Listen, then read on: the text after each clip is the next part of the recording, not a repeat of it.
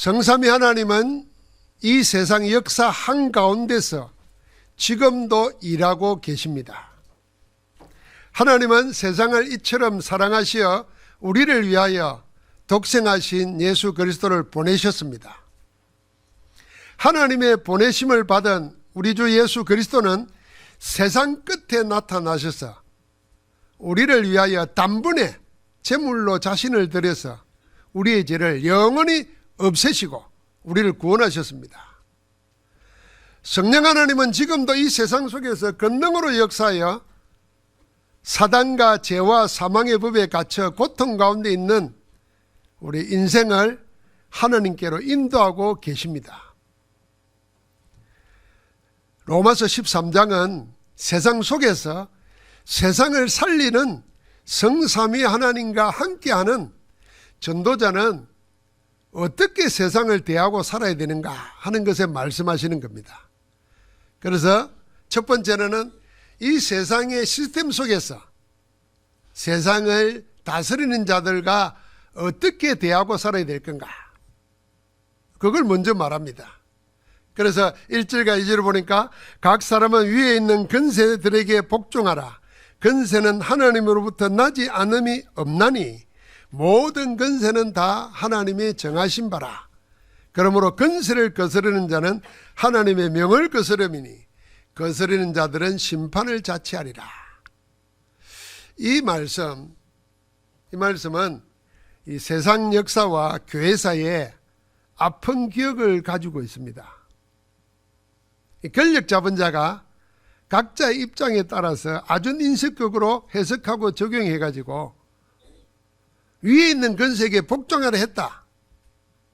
이게 하나님이 주신 거니까 복종해라 하고 권력을 강요하면서 교회를 갈라지게 하고 교회의 영적 권위를 훼손시킨 아픈 역사가 있는 말씀입니다. 그래서 독재자들은 이 말씀을 가지고 복종을 강요하고 권력을 빌붙은 교권주의자들은 이걸 악용하여 교회를 권력의 신으로 만들었습니다. 그러니까 반대편에서는 하나님의 통치를 주장하면서 악한 권력에 대해서 대항하고 투쟁의 도구로 또 이 말씀을 사용했습니다. 각자의 입장에 따라서 하나님의 말씀을 오용하고 악용했습니다. 우리나라에도 늘 이 말씀 때문에 독재자도 하나님이 주신 거니까 복종해야 된다. 아니다. 그건 하나님이 주신 정의가 아니다 하고 대항하고 교회가 나누어 싸웠어요. 지금도 그러고 있어요. 그래서 신자들은 그 둘 중에 어느 한편에 속해야 신앙생활을 제대로 하는 것처럼 착각합니다. 그러나 성경은 그 눈으로 보면 안 됩니다. 우리는 하나님의 말씀을 세상 권력의 입장이 아니라 하나님의 관점에서 봐야 됩니다.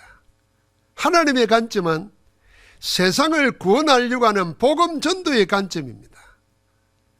이 눈으로, 복음 전도의 눈으로 말씀을 보면은 구원받은 전도자가 세상 시스템 속에서 무엇을 하고 살아야 될 것인가 하는 데는 답입니다.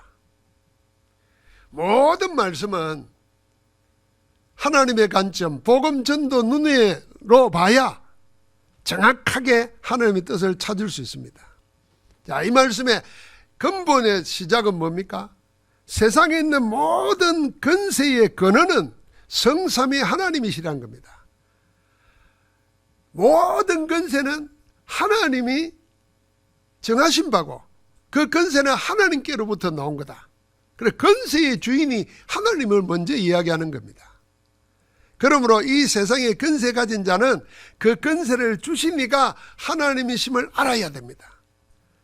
그래서 하나님을 의식하고 하나님의 뜻을 따라 사랑과 공의로 권세를 사용해야 됩니다. 그렇게 보면 모든 권세는 하나님의 나라를 위한 도구입니다. 이 도구를 자기 탐욕을 위해서 쓰면 안 되는 겁니다. 자기의 권세가 아니라 하나님이 맡기신 권세임을 알고 하나님의 뜻을 위하여 하나님의 뜻대로 사용해야 되는 겁니다. 그래서 4절과 6절에 보니까 권세 가진 자를 하나님의 사역자라고 그러고 하나님의 일꾼이라 한 겁니다. 이렇게 보면은 모든 복음을 가진 전도자는 하나님의 나라와 하나님 나라의 일을 위하여 건세 가진 자를 위해서 함께 기도하고 함께하며 도와야 되는 겁니다. 만약 우리가 세상 건세를 바로 알면 그들을 두려워하거나 반대할 이유가 없습니다. 오히려 전도와 선교를 위해서 그들을 도우며 그들을 위하여 기도해야 됩니다. 그리고 이 세상에 속한, 우리가 대한민국에 속했잖아요. 대한민국의 국민으로, 시민으로서 더 앞서 그리스도인으로서 이 세상의 시스템에 대한 생활 원리를 잘 성실하게 지켜야 되는 겁니다. 그래서 7절에 모든 자에게 줄 것을 주되 조세를 받을 자에게는 조세를 바치고 간세를 받을 자에게는 간세를 바치고 두려워할 자를 두려워하고 존경할 자를 존경하라 그랬습니다. 이거 더 쉽게 말하면 세금을 세금으로 잘 내라는 겁니다. 세상 사람들은 세금을 어떻게 적게 내는가, 이게 부자 되는 지혜 중에 하나라고 가르칩니다. 그래서 할 수만 있으면 세금을 적게 내려고 합니다. 우리는 주어진 대로 세금을 또 우리 교회도 정직하게 내야 되는 겁니다. 왜요? 하나님 나라의 일을 위해서. 그리고 두려워할 자를 두려워하라 그랬습니다. 존경할 자를 존경하라 그랬습니다. 그런데 우리 마음에 존경할 자를 존경하는 마음이 없습니다. 그러니까 늘 업신여깁니다. 그 중에 하나가 뭐냐면은 우리는 돈 없으면서도 부자를 늘 비난합니다. 저것들이 그냥 부자 된 게 아니고 조상 잘 만나 그랬고 그 조상이 그냥 한 게 아니고 다 부정부패하고 사기치고 이래가 됐다고 늘 비난합니다. 그러면서도 돈에 묶여 있습니다. 이게 참 아이러니하잖아요. 돈을 많이 가지고 싶으면서 돈 가진 사람을 비난하고 싫어해요. 그러려고 하면은 나보다도 먼저 돈 가진 사람에 대해서 존경할 점이 있으면 찾아야 됩니다. 부자 된 사람은 부자 될 만한 이유가 있더라고요. 제가 유튜브를 하나 잠깐 보니까 배트맨 주인공이 나오더라고요. 영화 배트맨 1, 2, 3 하면서 수천억을 벌었대요. 미국은 그러잖아요. 근데 이 사람이 타고 다니는 차는 2003년도 된 트럭 타고 다녀요. 토요타 트럭. 그러니까 20년을 타고 다니더라고. 그러면서도 돈은 어디에 썼냐면요, 아이들이 백혈병 그러니까 안 걸린데 거기다가 기부하더라고요. 여기 이제 중년 이상 되는 사람들은 주윤발 알 거예요. 홍콩의 주윤발. 영웅본색. 그 사람은 자기 부인도 인정했대요. 수천억 재산을 다 기부하고 가는 거예요. 지금도 지하철 타고 다녀요. 그러니까 그런 사람은 존경받을 만한 부자잖아요. 그런데 우리는 존경할 자는 존경 안 하고 두려워할 자는 두려워하지 않습니다. 그러고는 늘 이래 비굴하게 살고 늘 속이려고 그럽니다. 우리는 빛의 자녀니까 그럴 필요가 없다는 겁니다. 그래서 우리에게 시민의 시스템 속에서 시민으로서 한 나라의 국민으로서 바르게 처세하라는 겁니다. 그래야 나중에 우리가 세상을 구원할 수 있는 눈이 보이고 길이 열리는 겁니다. 두 번째는 나 아닌 다른 사람과의 관계를 어떻게 하느냐는 겁니다. 이 세상을 살아가면서 나 혼자 사는 게 아니잖아요. 많은 사람과 어울려 살아야 됩니다. 그런데 그 모든 사람이 다 나와 다릅니다. 심지어는 우리가 낳은 자식도 다 나 닮은 것 같지만 나와 다릅니다. 나이가 들어갈수록 성장할수록 나와 다릅니다. 그러니까 나와 같은 사람은 아무도 없잖아요. 자, 다른 사람과 어떻게 어울려 살아야 될 것인가 하는 것을 오늘 말씀의 8절부터 10절에 말하는 겁니다. 여럿이 같이 공동체를 이루고 살아가는 이 세상 속에서 어떻게 그리스도인으로서 살아가야 될 건가? 이 역시도 하나님의 관점, 복음 전도의 관점에서 봐야 됩니다. 그러면은 모든 나와 다른 사람을 통해서 하나님 나라를 체험할 수 있습니다. 그래서 그 첫 번째가 뭐였습니까? 하나님은 우리에게 피차 사랑의 빛 외에는 아무 빛도 지지 말라 그랬습니다. 사랑의 빛 외에는 아무에게도 아무 빛 짓지 말라. 남을 사랑하는 자는 율법을 다 이루었느니라 그랬습니다. 이 모든 사람을 사랑하라는 말씀 아닙니까? 그럼 모든 사람을 어떻게 사랑합니까? 첫 번째로는 여러분과 내 자신이 사랑받으려고 하지 말고 사랑으로 대하라는 것입니다. 우리는 늘 사랑을 받고자 합니다. 세상은 늘 사랑에 굶주려 있습니다. 사랑이 허덕이에요. 그래서 사랑이라는 말 표현 안 해도 관심, 또 다른 사람이 나를 인정해 주는 것, 이게 다 사랑의 다른 형태잖아요.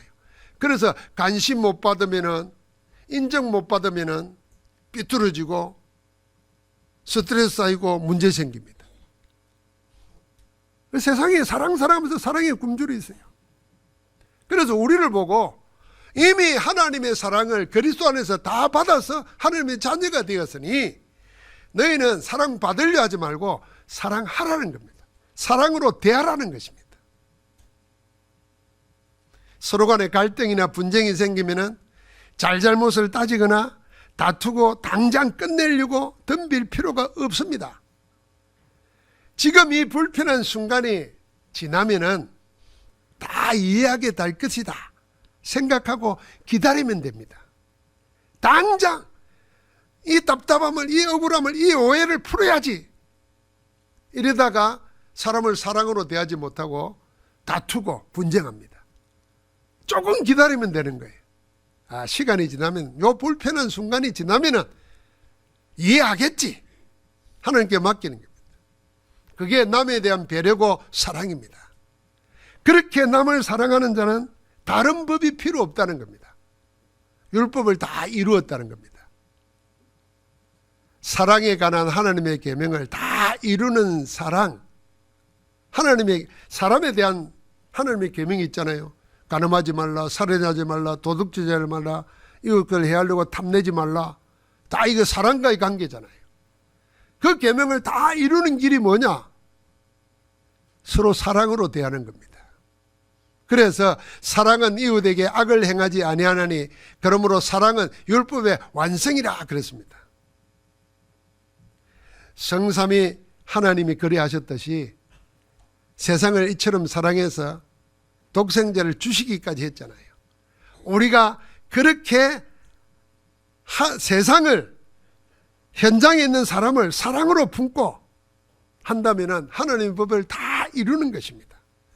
그러면 여러분과 내가 전도자의 눈을 가지고 세상을 이해하고, 그래서 세상이 이해되면 사랑하게 됩니다. 자, 생각해 보세요. 왜 성부 하나님은 이 세상을 이처럼 사랑하셨는지 그걸 알게 돼요. 전도자의 눈으로 보면. 그래야 왜 주님은 하늘 보좌를 부르시고 육신을 입고 죄인의 모양으로 이 세상에 오셔서 십자가에 피 흘려 죽기까지 했을까? 그걸 알게 됩니다. 그래서 그렇구나. 그래야 왜 우리를 보고 성령 충만 받으라 그러고 성령으로 이 세상 한가운데 들어가서 세상을 살리라고 하는가? 그 이유를 알게 됩니다. 어떤 눈으로요? 세상을, 다른 사람을 전도의 눈으로 봐야 되는 겁니다.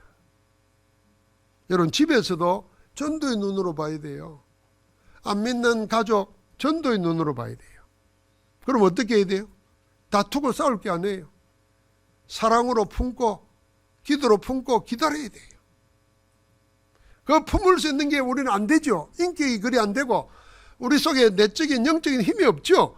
그러니까 우리가 24 기도하면서 하나님의 영으로 충만케 해달라고 기도하는 거예요.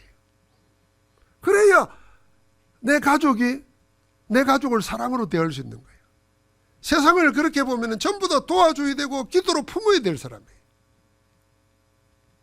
이 세상 사는 모든 사람은 다 하나님을 만나야 참 행복을 얻습니다. 그게 창조 원리예요. 모든 사람은 원래 하나님과 함께 살아야 행복하도록 지원받은 하나님의 형상입니다. 인생의 모든 불행, 저주, 재앙, 운명과 고통은 전부 하나님과 함께 될 인생이 죄를 짓고 하나님을 버리고 떠나서 마귀의 종이 되었기 때문입니다. 그래서 하나님을 만나기만 하면은 인간의 모든 불행은 즉각 끝이 납니다. 시달릴 이유도 없고 눌릴 이유도 없고 악몽 꿀 일도 없고 불안해서 두려워할 이유도 없습니다. 사망에서 생명으로 옮겨지게 되고 지금 하나님이 함께 하시는 영생의 축복을 누리게 되고 우리 나이가 심판에 이르지 않으므로 우리와 함께 하시는 복을 누리게 될 줄 믿습니다. 그러니까 즉각 행복할 수 있는 길이 뭐냐? 그리스도를 통해서 하나님 만나는 겁니다.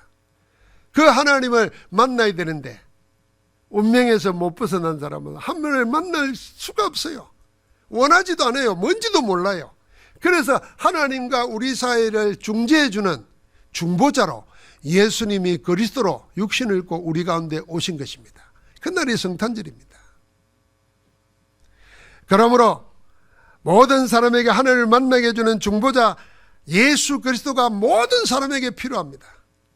예수 그리스도 없이는 하나님을 만날 수가 없기 때문에 모든 사람에게 필요한 분 예수 그리스도 한 분입니다.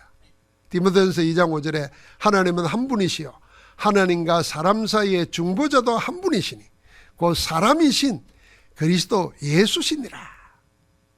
하나님과 우리를 화목하게 원내에서 하나 되게 하시려고 그리스도께서 중보자로 오신 것입니다. 이 성탄의 기쁨을 깊은 의미를 생각하면서 하나님의 축복을 함께 하기를 주의 이름으로 축원합니다. 이 세상 사는 그리스도인들은 무수히 나와 다른 사람과 더불어 살아야 됩니다. 모든 사람을 통해서 하나님의 말씀을 다 이루고 율법을 완성하는 길이 있습니다.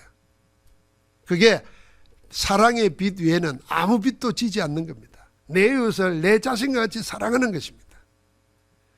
그래서 이웃 사랑 중에 가장 하나님이 기뻐하시는 사랑은 뭐겠습니까? 하나님과 만나게 하는 예수 그리스도를 소개해 주는 겁니다. 예수 그리스도를 소개해서 하나님 만나도록 해주는 것이 가장 깊은 이웃 사랑입니다. 그 속에 하나님과 함께하는 새로운 일이 그 사람 속에 일어나고 우리 가운데 나타나는 겁니다. 그래서 전도는 사랑의 실현입니다. 사랑의 실천을 헌을요 하라고 그러잖아요. 피를 뽑아주셔서 그게 사랑의 실천이라 그러잖아요. 우리는 예수 피를 전달하는 겁니다. 그리스도의 피가 그 사람이 지금 그 사람을 붙잡고 있는 운명에서 죄와 저주에서 미래의 불안에서 다 해방시키는 겁니다. 그래서 복음 전하는 것이 사랑 중의 사랑이에요. 여러분 속에 하나님의 사랑으로 불붙기를 주의 이름으로 축원합니다. 여러분 우리가 인생을 살아가면서 제일 행복할 때가 언제였을까요? 제일 가슴 뛰고 모든 것이 새롭게 보일 때가 언제였겠어요? 사랑할 때입니다. 사랑할 때. 근데 우리가 다 사랑을 잊어버리고 살아요. 그래서 이렇게 냉랭해요. 그렇게 이렇게 재미가 없어요. 인생이. 그렇게 이렇게 두근거리지도 않아요. 뭐 새로운 일 기대도 안 돼요. 왜요? 사랑이 사라져버렸어. 그리고는 엉뚱한 데 가서 사랑을 찾아. 사랑은 여기 있으니 우리가 하나님을 사랑한 것이 아니에요. 하나님이 먼저 우리를 사랑하심이라. 그 사랑으로 가슴 뛰고 설레고 감격하고 기쁨 충만하기를 주의 이름으로 축복합니다. 자, 첫 번째는 세상의 근세, 시스템 속에서 세상 시스템과 어떻게 할 건가 했고, 두 번째는 나와 다른 사람과 어떻게 할 거였어요. 이 11절부터 14절은 우리가 세상 사는 동안에 여러분과 나에게 시간이 주어져 있어요. 주어진 시간을 어떻게 무엇으로 살 것인가 하는 것이 세상 사는 방법입니다. 11절과 12절에 이렇습니다. 또한 이 시기를 알거니와 자다가 깰 때가 벌써 되었으니 이는 우리의 구원이 처음 믿을 때보다 가까웠습니다. 밤이 깊고 낮이 가까웠으니 그러므로 우리가 어둠의 일을 벗고 빛의 갑옷을 입자 그랬습니다. 이 말씀은 기독교회사의 큰 핵을 끊는 고대교회, 초대교회 지도자를 변화시킨 하나님의 말씀입니다. 젊었을 때 마음에 갈증도 일어나고 번민도 생기고 세상의 유혹도 많으니까 세상 쾌락에 빠져 방탕하면서 살았던 사람이 있습니다. 자신에게 있는 영적 문제를 복음으로 해결 못하고, 교회 다녀서요, 복음으로 해결 못하고 세상에서 나오는 다른 사상, 종교, 사상, 그것으로 답을 얻으려고 발부둥쳤어요. 그리고도 마지막이 뭐겠습니까? 자꾸 육신의 정욕으로서 그 쓸쓸함을 해결하려고 했죠. 그래도 답이 안 되니까 이 사나 마나 죽으나 이것이 더 낫지 않나 이러고 있을 때에 창밖에서 노는 아이들이 놀면서 노래를 불렀어요. 라틴어로 톨레레게 그랬어요. 들어서 읽어라 이 소리예요. 그 소리가 하나님의 음성으로 들렸어요. 어떤 때는 달기구로도 그게 하나님의 음성으로 들릴 때가 있잖아요. 베드로가 그 음성을 들었잖아요. 그래서 집에 있던 성경을 펴서 탁 하는데 이 로마서 13장 11절부터 14절이 나온 거예요. 자다가 깰 때가 벌써 되었으니 어둠의 해를 벗어버리고 빛의 갑옷을 입자. 예수 그리스도로 옷 입고 정욕을 위해서 살지 말라. 이 말씀이 하나님의 음성으로 들렸어요. 그때 무릎을 꿇고 그리스도를 영접하고 인생이 변화됐어요. 그 사람이 기독교 역사의 가장 중요한 교리의 근간을 세운 성 어거스틴입니다. 그 어거스틴이 성자가 되기까지 무릎이 낙타 무릎 되도록 기도했던 어머니 기도가 나오잖아요. 그래서 어머니의 기도는 배반되지 않는다 하는 말을 남긴 겁니다. 반드시 응답받는다는 거예요. 이 말씀이 그 말씀이에요. 그래서 로마서 13장 11절부터 13절의 말씀은 한 개인의 변화가 아니라 그 한 사람을 통해서 시대와 교회의 역사를 변화시키고자 들려준 하나님의 음성이었습니다. 마찬가지로 우리가 하나님의 음성을, 말씀을 들으면 내 하나의 변화 정도가 아니고 변화된 나를 통해서 하나님이 가문을 바꾸시고 공동체를 바꾸고 2, 3, 7, 5천 종을 살리는 하나님의 시작이 일어난다 그 말입니다. 그래서 이 말씀은 마치 이 말씀이에요. 영적 침체에 빠져서 강야에 들어가서 로뎀나무 밑에서 죽기를 작정했던 엘리야에게 크고 강한 바람도 아니고 그 바람 위에 지진도 아니고 지진 위에 불도 아니고 그 불 이후에 세미하게 들려온 하나님의 음성, 그 음성입니다. 교회를 박해하고 그리스도의 길을 해방했던 박해자를 찾아서 사울아 사울아 어찌하여 네가 나를 박해하느냐고 부르셔서 이방인과 임금들과 이스라엘을 위하여 나의 택한 그릇이라고 바울을 부르신 주님의 소명입니다. 지금 우리도 이 세상 속에서 이 말씀을 듣고 나의 시간을 그리스도 안에서 되찾아야 됩니다. 지금 우리가 사는 이 시기는 어떤 때입니까? 나는 이 세상에 주어진 나의 일생 중에 지금 어느 때를 살고 있는 겁니까? 여러분, 우리가 나이가 된 사람은 평균 연령치로 생각해서 몇 년 남은 것 같습니까? 이 시기를, 이 때를 알거니와 그랬어요. 자다가 깰 때가 벌써 되었다는 거예요. 그럼 지금 렘넌트들은 얼마를 더 살아야 될 것 같아요? 지금 렘넌트들이 지루하고 재미없고 앞에 비전도 없고 뭐도 안 보이는 이 캄캄한 대로 70년 80년을 더 살아야 되겠어요? 그러면 이 시기가 어떤 시기냐를 찾아야 되는 거예요. 성경은 말합니다. 지금은 자다가 깰 때입니다. 우리의 구원이 처음 믿을 때보다 가까이 왔다 그랬습니다.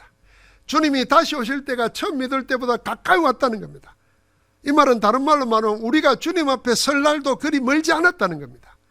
지구 종말이나 역사 종말 이전에 내 개인의 마지막 때도 언제일지 모른다는 겁니다. 그러니 우리의 지금은 자다가 깨어 일어나라는 겁니다. 밤이 깊고 낮이 가까웠다는 겁니다. 밤이 깊으면 아침이 밝을 시간이 되었다는 거 아닙니까? 그래서 이제는 밤, 어둠의 일을 벗어버리고 빛의 갑옷을 입자. 낮의 일을 할 시간이라는 겁니다. 어둠의 일은 혼자서 방탕하고 술 취하고 음란하고 호색이 삼고 다른 사람과는 다투고 시기하고, 그게 밤의 일이고 어둠의 일입니다. 그걸 구체적으로 말하면 하나님을 위해서는 하는 일이 하나도 없으면서 오로지 시간과 돈을 전부 자기 정욕을 위해서 쓰고 삽니다. 하나님을 사랑하여 구원하고자 하는 사람에게는 그리스도의 복음을 전하지 않으면서, 전하려고 기도도 하지 않으면서, 마음도 먹지 않으면서 세상의 사람들은 경쟁자로 여기고 적이로 여기고 원수로 여기고 다투고 시기하고, 그래서 복음과는 점점 멀어지게 만들고 있습니다. 이런 것이 다 밤의 일입니다. 그걸 벗어버려야 될 때입니다. 이제는 우리가 깨어 일어날 때입니다. 빛의 날이 밝아오고 있는 줄 모르고 어둠에 취해 있을 때가 아닙니다.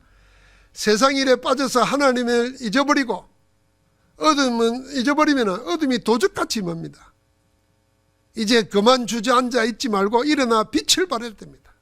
그래서 우리를 보고 오직 주 예수 그리스도로 옷 입고 정욕을 위하여 육신의 일을 도모하지 말라 그랬습니다. 자다가 깰 때고 빛의 갑옷을 입어야 될 때고 복음을 위해서 일할 시간입니다. 지금도 어제나 오늘이나 영원토록 동일하게 일하시는 성삼위 하나님의 역사를 따라서 힘을 다하여 수고할 시간입니다. 언약의 말씀 붙잡고 인생의 답을 내고 기도로 각인시키면서 전도할 대상을 놓고 마음을 확정하고 하나님의 나라 일이 일어나도록 24 하는 것입니다. 여러분, 우리가 이 세상을 전도자로 살아가는 겁니다.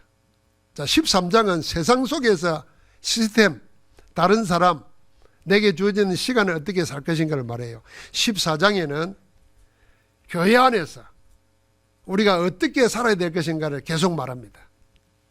자, 오늘 그리스도인들은 이걸 생각해야 됩니다. 우리는 세상 속에 있지만은 세상에 속하지 않은 자입니다. 그래서 우리의 시민권은 하늘에 있다 그런 겁니다. 세상 속에 속하여 있습니다. 그러나 세상에 살고 있지만은 세상에 속하지 않았어요. 우리의 소속이 하나님 나라입니다. 그렇다고 하면 우리는 전도자의 눈으로 세상을 제대로 똑바로 봐야 됩니다. 자, 오늘 세 가지 얘기했어요. 건세 이야기하고 사랑 이야기하고 시간 이야기했어요. 세상은 이 세 가지에 묶여 삽니다. 전부 다 뭡니까? 권력을 추구합니다. 힘을 가지고 무조건 정상정복을 하는 강한 욕망으로 모든 사람이 넘쳐납니다. 그래서 교육이 이걸 부추기고 있습니다. 세상 문화가 이걸 부추깁니다. 왜 공부하라 그럽니까? 힘 있는 자 되려고. 왜 돈 벌라 그럽니까? 힘 누리고 살려고. 권력입니다. 세상은 또 변질된 사랑으로 물들어 있습니다. 사랑에 굶주려 있어요. 그래서 이 사랑이 탐욕으로 변질돼 가지고 서로를 집어삼키고 있습니다. 사랑의 이름으로 행하는 폭력, 살인, 범죄가 얼마나 많습니까? 세상은 사랑에 굶주려 있습니다. 권력이나 세상의 모든 것이나 전부 다 잠깐 있다가 사라지고 말 겁니다. 우리의 시간도 그렇습니다. 그러니까 이 세 가지를 전도자의 눈으로 똑바로 봐야 됩니다. 그래서 세상 사는 복음 가진 자는 세상의 힘이 아니라 힘의 근원인 하나님으로부터 근원적인 힘을 받아야 됩니다. 여러분과 나는 근원적인 힘을 가진 자예요. 탐욕으로 변질된 사랑에게 그 사랑 때문에 상처 입은 사람들, 이 세상을 하나님의 복음으로 근원적으로 치유해야 될 사랑의 대사입니다. 우리가 참 사랑을 말해야 돼요. 그래서 우리는 우리와 다른 사람하고 적이되면 안 됩니다. 이해하고 수용하고 초월하고 답을 줘야 돼요. 여러분, 그래서 우리가 교회 안에서 정치 이야기 안 하는 이유도 그것 때문입니다. 여러분, 여기 정치 이야기하면요, 교회가 지옥됩니다. 선거철 가까이 오면 고향 찾고 인맥 찾고 당 찾고 우리가 왜 그래야 됩니까? 저가 와서 우리한테 빌어야죠. 우리가 왜 그 편 가지고 싸워야 됩니까? 국회의원, 대통령 우리가 부려야 돼요. 이번에 대통령 그러더만요. 자기를 도구로 써달라고 그래요. 우리가 부려야 돼요. 우리가 주인이요. 왜 우리가 정치인들 밑에 가서 뭐 얻어먹으려고? 우리가 얻어먹을거가 없어요. 저가 우리 거 얻어먹지. 그러니까 당당해야 돼요. 도와줘야 돼요. 여러분, 세상에 사랑의 굶주리 있다니까요. 그래서 자꾸 분쟁하고 다툴 거 없어요. 이해해주고 기다려주고 품어줘야 돼요. 이게 하나님의 법을 다 이루는 길이에요. 여러분, 하나님이 원하시는 뜻이 내게서 이루어진다 생각하면 하나님은 나를 어떻게 보겠습니까? 그게 성경이 말하는 모든 것을 공급해 주시는 겁니다. 구하지 않는 것까지도 하나님이 미리 챙겨서 주시는 겁니다. 그래서 그 축복이 건강으로 나타나고 부한 것으로 풍요로 나타나고 행복으로 나타나는 겁니다. 즐거움으로 기쁨으로 나타나는 거예요. 그 일을 우리에게 하시려고 주님이 육신을 입고 우리 가운데 오신 거예요. 사랑하는 성도 여러분, 우리는 그래서 병든 세상입니다. 재앙 만난 세상입니다. 하나님의 능력으로 이들을 살려야 되는 근본적인 사명을 우리가 가진 것입니다. 복음은 하나님의 능력이 하나님의 지혜입니다. 근원적인 힘을 가지고 근원적인 사랑으로 근원적인 치유를 하면서 세상을 살리는 복의 정인으로 빛의 정인으로 나아가기를 주의 이름으로 축복합니다. 하나님 감사합니다. 세상을 본받지 말라 하셨습니다. 세상을 피하지도 말라 하셨습니다. 복음의 능력으로 뛰어들어가 세상의 흐름을 바꾸는 그리스도의 정인으로 나아가게 하옵소서. 그래서 흑암지향에 시달리는 세상을 빛 대신 그리스도의 복음으로 살려내는 세상의 구속자로 구원자로 전도자로 서게 하옵소서. 우리 주 예수 그리스도 이름으로 기도하옵나이다. 아멘.